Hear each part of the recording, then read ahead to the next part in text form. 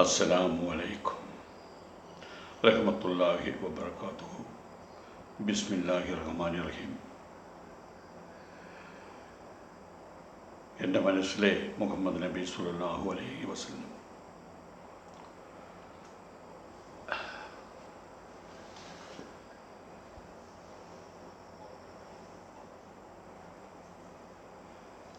പ്രവാചകൻ്റെ ഓരോ വാക്കും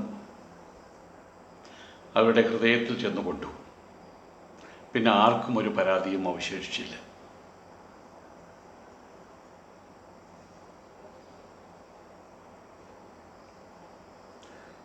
തനിക്ക് പ്രതിജ്ഞ നൽകുകയും അതുപോലെ പിൻബലവും സഹായവും നൽകുകയും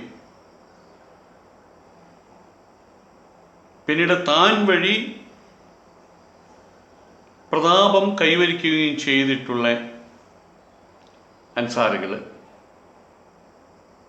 അവിടെയുള്ള എല്ലാ ജനങ്ങളെന്നും പറയാം, മദീനയിലുള്ള മുസ്ലിങ്ങൾ അത്രയും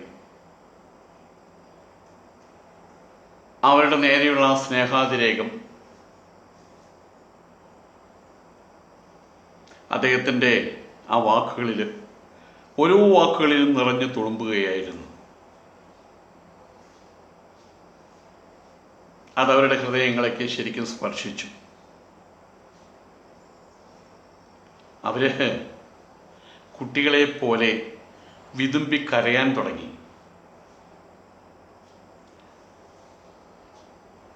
യുദ്ധമുതലുകൾ പങ്കുവെക്കുന്നതിൽ അല്പസ്വല്പം വ്യത്യാസം, പക്ഷഭേദം വന്നു എന്ന് സംശയിച്ചുകൊണ്ട് തങ്ങൾ പറഞ്ഞത് വലിയ തെറ്റായിരുന്നു എന്നവർക്ക് ബോധ്യമായി. വിതുമ്പി കരഞ്ഞുകൊണ്ട് അവർ പ്രവാചകനോട് പറഞ്ഞു, ഞങ്ങളുടെ ഓഹരിയായി അള്ളാഹുവിൻ്റെ ദൂതരെ ഞങ്ങൾ പരിപൂർണമായിട്ടും തൃപ്തിപ്പെട്ടിരിക്കുന്നു.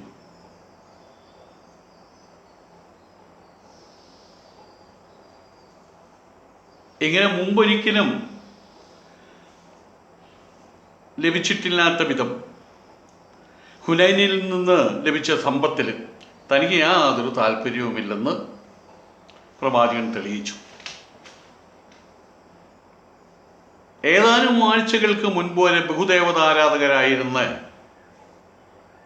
അവരുടെ ഹൃദയങ്ങളെ ഇണക്കിയെടുക്കാനും അങ്ങനെ തങ്ങൾ സ്വീകരിച്ച പുതിയ മതം, ആ മതത്തിൽ ഇഹപര സൗഭാഗ്യം നേടാനും പ്രവാചകൻ ആ സമ്പത്തിനെ ഉപാധിയാക്കുകയാണ് ഉണ്ടായത്. ഈ സമ്പത്ത് വീതിക്കുന്നതിൽ മുസ്ലിങ്ങൾ തൻ്റെ നീതിയിൽ സംശയം പ്രകടിപ്പിക്കുമാറ് മുഹമ്മദിന്, നബി തിരുമേനിക്ക് ബുദ്ധിമുട്ടുകൾ അനുഭവിക്കേണ്ടി വരികയും പുതുതായിട്ട് ഇസ്ലാമിനെ ആശ്രയിച്ച് പുതുവിശ്വാസികൾ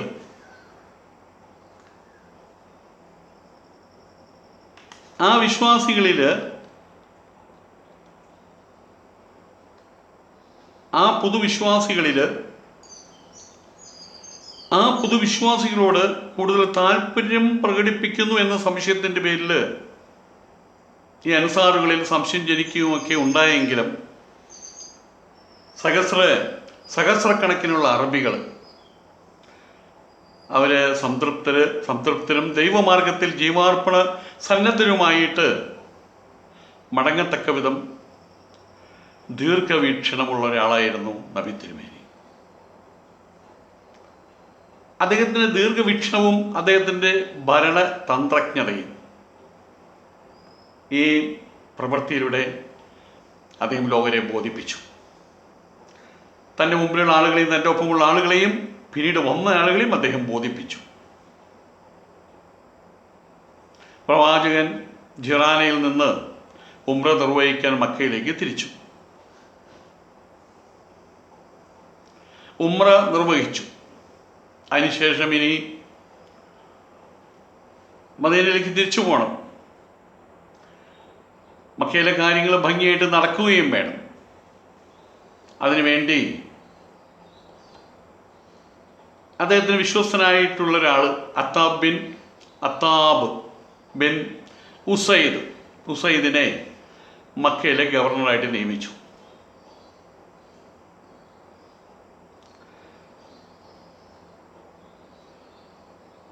അവിടുത്തെ രാഷ്ട്രസംബന്ധിയായിട്ടുള്ള കാര്യങ്ങളോടൊപ്പം തന്നെ ജനങ്ങളെ ഖുർആൻ പഠിപ്പിച്ചു കൊടുക്കണം, അതിനുള്ള ഏർപ്പാടുകൾ ചെയ്യണം. മതത്തെ സംബന്ധിച്ചിട്ടുള്ള അധ്യാപനങ്ങൾ, ഇസ്ലാമിൻ്റെ ജീവിത വീക്ഷണം അവിടെയുള്ള മക്കയിലുള്ള ആളുകളെ പഠിപ്പിച്ചു കൊടുക്കണം. അതുകൂടെ ഗവർണർ ചുമതലയായിരുന്നു.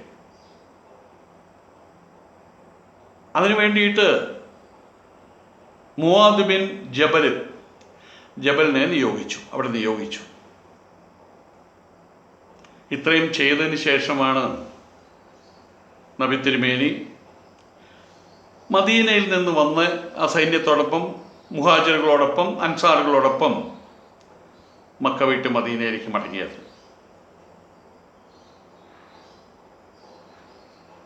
അവിടെ ചെന്നതിന് ശേഷം അദ്ദേഹത്തിന് പിന്നീട് ഒരു പുത്രൻ ജനിക്കുകയുണ്ടായി, ഇബ്രാഹിമിൻ്റെ ജനനം, അതുപോലെ തബൂക്കിലേക്കുള്ള സൈനിക സജ്ജീകരണം, അതൊക്കെ നടക്കുന്നത് വരെ അല്പകാലം പ്രവാചകൻ അവിടെ സ്വൈരമായിട്ട് വിശ്രമ ജീവിതം നയിക്കുകയാണ് ചെയ്തത്.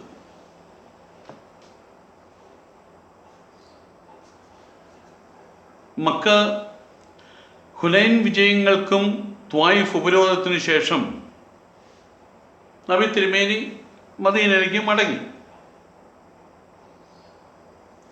ഇത്രയും ആയതോടുകൂടി അറേബ്യൻ ഉപഭൂഖണ്ഡത്തിൽ എവിടെയും, ആ ഉപദ്വീപിൽ എവിടെയും അദ്ദേഹത്തിന് നേരിടാൻ ഒരു ശക്തിയും അവശേഷിക്കുന്നില്ല എന്നുള്ള സത്യം അവിടെയുള്ള ജനങ്ങളിൽ, ഗോത്രങ്ങൾ, മുസ്ലിങ്ങൾ, മറ്റുള്ള ഗോത്രങ്ങൾ, ഖുറൈശികളടക്കം സകലമാന പേരുടെയും മനസ്സിൽ അക്കാര്യം രൂഢമൂലമായി കഴിഞ്ഞിരുന്നു. അവർക്കത് മനസ്സിലായി കഴിഞ്ഞിരുന്നു. അദ്ദേഹത്തിനെതിരെ കഴിഞ്ഞ കാലഘട്ടങ്ങളിൽ നടത്തിയിരുന്ന ആക്ഷേപങ്ങൾ, അദ്ദേഹത്തിനെതിരെയുള്ള വെല്ലുവിളികൾ, ഇനി അത് വീണ്ടും ഉയർത്താൻ ചങ്കൂറ്റമുള്ള ആരും ഇനി അറേബ്യൻ ഉപദ്വീപിൽ അവശേഷിക്കുന്നില്ല എന്നുള്ള കാര്യം അതവിടെയുള്ള എല്ലാവർക്കും ബോധ്യപ്പെട്ടു. തിരുമേനിയോടൊപ്പം അൻസാറുകൾ മുഴുവൻ, മുഹാജിറുകൾ മക്കയിലുള്ളവരാണ്. മക്കയിലാണ് അവരുടെ ബന്ധുക്കളുണ്ടായിരുന്നത്, അവരുടെ വീടുണ്ടായിരുന്നത്, മക്കയിലാണ് അവർ ജനിച്ചു വളർന്നത്. പക്ഷേ പ്രവാചകൻ മക്കയിലില്ലല്ലോ, പ്രവാചകൻ മദീനയിലേക്കല്ലേ. അതുകൊണ്ട് അവർ മദീനയിലേക്ക് മടങ്ങി. അവരുടെ മനസ്സ് മദീനയിലാണ്. എല്ലാവരും അവിടെ നിന്ന് വന്ന അത്രയും ആളുകൾ മദീനയിലേക്ക് മടങ്ങുകയും ചെയ്തു. മസ്ജിദുൽ ഹറാം സ്ഥിതി ചെയ്യുന്ന പുണ്യഭൂമി ദൈവം അല്ലാഹു പ്രവാചകനെ അധീനപ്പെടുത്തി കൊടുത്തു. അള്ളാഹുവിൻ്റെ സഹായത്താലാണ് 10,000 പേരുള്ള സൈന്യമുണ്ട്, ഇവിടെയും സൈന്യമുണ്ട്, അവരും ശക്തരാണ്. പക്ഷേ ഒരു തുള്ളി രക്തം വീഴ്ത്താതെ, മക്കയിലൊരു തുള്ളി രക്തം വീഴ്ത്താതെ, പിന്നീടുള്ള കാലഘട്ടങ്ങളിലേക്ക് കൈപ്പേറിയൊരു സ്മൃതിയായിട്ട് മറ്റുള്ളവർക്ക് മനസ്സിൽ വെക്കേണ്ട ഗതികേട് വരുത്തി വെക്കാതെ, ഒരു തുള്ളി രക്തം വീഴ്ത്താതെ മക്കയെ അധീനപ്പെടുത്തിയതിലുള്ള ആഹ്ലാദം. അതിനുള്ള കാരണം എന്താണ്? എല്ലാ വിജയത്തിൻ്റെയും പുറകിൽ ആരുണ്ടോ, ഈ വിജയത്തിൻ്റെയും പുറകിൽ അവനൊരുവനുണ്ടായിരുന്നു, അല്ലാഹു. അതുകൊണ്ടാണ് മക്ക പ്രവാചകനെ അധീനപ്പെടുത്തി കൊടുത്തു അല്ലാഹു എന്ന് പറയാനുള്ള കാരണം.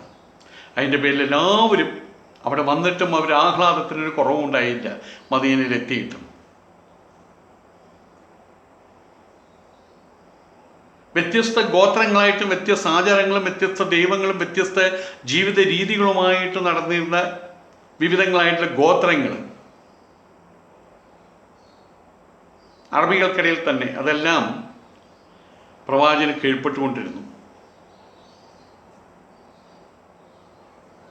ഇനി സ്വസ്ഥമായിട്ടുള്ള ജീവിതം, തങ്ങൾക്ക് നേരെ വിരൽ ചൂണ്ടാൻ, തങ്ങളെ ആക്രമിക്കാൻ, തങ്ങൾക്ക് ഉപരോധമേർപ്പെടുത്താൻ ഇനി ആരുമില്ല. ആയതുകൊണ്ട് സ്വസ്ഥമായിട്ടുള്ള ജീവിതം, സമാധാനത്തോടെ ശാന്തിയുള്ളൊരു ജീവിതം, ഇനി അത് അങ്ങനെ ഒരു ജീവിതം നയിക്കാമെന്നുള്ള ആശ്വാസത്തോടു കൂടി പ്രവാചകൻ്റെ അനുചരന്മാരത്രയും എല്ലാവരും മദീനയിലേക്ക് തിരിച്ചു. മക്കയിലുള്ള ജനങ്ങൾക്ക് മതപരമായിട്ടുള്ള ശിക്ഷണങ്ങൾ നൽകാൻ, അവരെ ഖുർആൻ പഠിപ്പിക്കാൻ രണ്ടുപേരെ ഏർപ്പാട് ചെയ്ത കാര്യം പറഞ്ഞു. Attab bin Usaid Muadh bin ജബലിനെയും മക്കയിൽ നിശ്ചയിച്ചു, നിങ്ങളിവിടെ ഇരിക്കണം. ഒരാളെ ഗവർണറായിട്ട് നിശ്ചയിച്ചു, ഒരാളെ മത അധ്യാപകനായിട്ട് നിശ്ചയിച്ചു. അത്രയും കൂടി ചെയ്തിട്ടാണ് പ്രവാചകൻ മദീനയിലേക്ക് മടങ്ങിയത്. അറബിയിലുള്ള ചരിത്രം എടുത്തു നോക്കുമ്പോൾ, അവരുടെ പാരമ്പര്യം എടുത്തു നോക്കുമ്പോൾ, തുല്യതയില്ലാത്ത ഈ ഒരു വിജയം, മുൻപോ പിൻപോ ഇല്ലാത്ത ഇത്രയും വലിയൊരു വിജയം അറേബ്യയിലെ മുഴുവൻ ജനമനസ്സുകളിലും അഗാധമായിട്ടുള്ളൊരു സ്വാധീനം അത് ചെലുത്തുകയുണ്ടായി.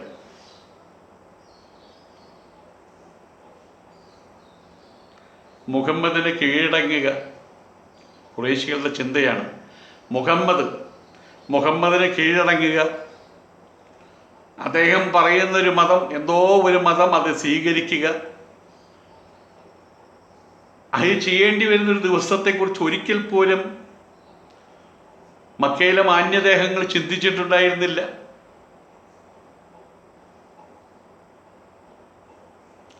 ആ നേതൃമാന്യന്മാര് അവരുടെ അഭിലാഷം, അവരുടെ അനുഭാവം, അതനുസരിച്ച് അവരുടെ ഉച്ചഭാഷിണികളായിട്ട് നടന്നിരുന്ന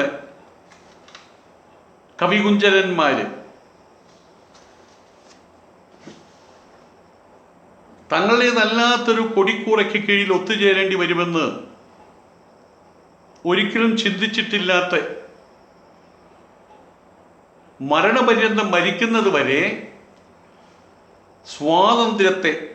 സ്വസ്വാതന്ത്ര്യത്തെ അമൂല്യമായിട്ട് പരിരക്ഷിച്ചു പോരുന്ന മരുഭൂമിയിലെ ഗോത്ര സമൂഹങ്ങൾ, ഇവരുടെ എല്ലാം ഹൃദയങ്ങളിൽ മക്ക വിജയം വളരെ ആഴത്തിലുള്ള പ്രതികരണങ്ങളാണ് സൃഷ്ടിച്ചത്. ഖുറൈശികളുടെ നേതൃവർഗത്തിൻ്റെ പ്രാമാണ്യതയ്ക്ക്, അവിടെ ഉണ്ടായിരുന്ന കവികളുടെ കാവ്യധാരകൾക്ക്,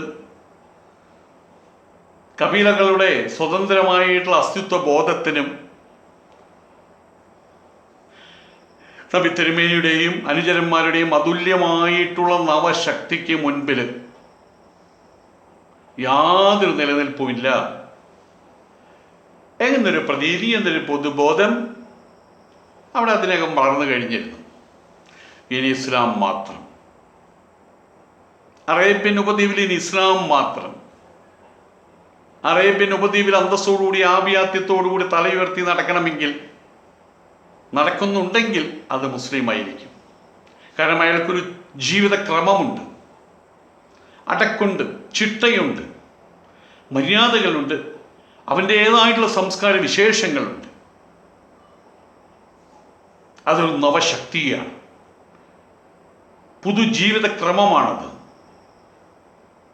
ആയതുകൊണ്ട് തന്നെ എല്ലാവരും ഇസ്ലാമിനെ എന്നാണ് ആശ്രയിക്കാൻ കഴിയുക? ആ ഒരു പൊതുബോധമാണ് അവിടെ ഉണ്ടായിരുന്നത്, മക്കയിലുണ്ടായിരുന്നത്. അല്ലെങ്കിൽ പൊതുവായി പറയുകയാണെങ്കിൽ അറേബ്യൻ ഉപദ്വീപിലുണ്ടായിരുന്ന സകലമാന പേരുടെയും ഉള്ളിൽ വളർന്നു കഴിഞ്ഞത്. പ്രവാചകൻ ത്വായിഫ് വിട്ട ശേഷം മക്കയിൽ വെച്ച് തനിക്ക് നേരെ പ്രകോപനപരമായിട്ടുള്ള ആക്ഷേപഹാസ്യങ്ങൾ ചൊരിഞ്ഞ ആളുകളെ ദ്രോഹിക്കുകയും ചെയ്ത ആളുകൾ പലരെയും ഇല്ലായ്മ ചെയ്തു എന്ന് ബുജൈർ ബിൻ സുഹൈർ തൻ്റെ സഹോദരനായിട്ടുള്ള കൗബ് ബിൻ സുഹൈറിനെ എഴുതി അറിയിക്കുകയുണ്ടായി. അവിശേഷിച്ച കവികൾ, ഇനി അവർക്ക് തൊഴിലൊന്നുമില്ല, അറേബ്യൻ ഉപദ്വീപിൽ അവർക്ക് നിൽക്കാൻ കഴിയില്ല. അവർക്ക് എഴുതാൻ കഴിയുന്ന അവരുടെ പേനത്തൊമ്പതുകളിൽ വന്നിരുന്നത് നബി തിരുമേനിയെക്കുറിച്ചുള്ള എതിരഭിപ്രായങ്ങളാണ്. ആയതുകൊണ്ട് ഇനി അവർക്കവിടെ നിലനിൽപ്പില്ല.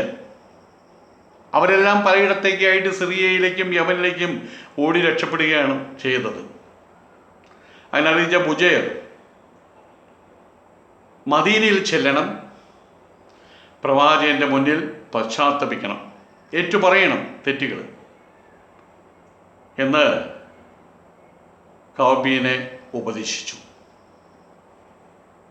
പശ്ചാത്തപിച്ച് ചെന്ന് ആരെയും പ്രവാചകൻ വധിക്കുകയില്ല എന്ന് ബുജയർ ഉറപ്പും നൽകി. അൽഹംദുലില്ലാഹ്.